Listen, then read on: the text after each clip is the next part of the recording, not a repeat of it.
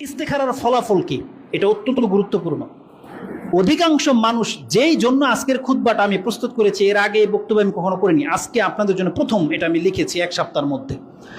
এর মধ্যে কিছু ত্রুটি থাকতে পারে, কারণ অনেক কিছু তো আছে, এগুলো আমাকে জড়ো করতে হবে।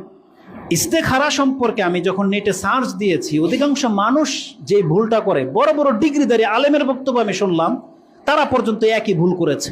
তারা মানুষকে এমন ভুল কিছু শিক্ষা দেয়, নিজের মন গড়া, তার কোনো দলিল নাই।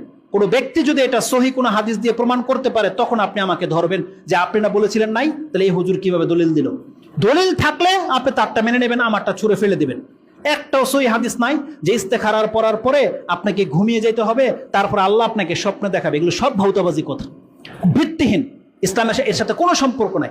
রাসূলুল্লাহ কি বলেছেন, কোনো ব্যক্তি যখন কোনো কাজের সিদ্ধান্ত নেয় তখন তাকে এটা করতে হবে। সকালবেলা, দিনের বেলা আপনি গেছেন কোথাও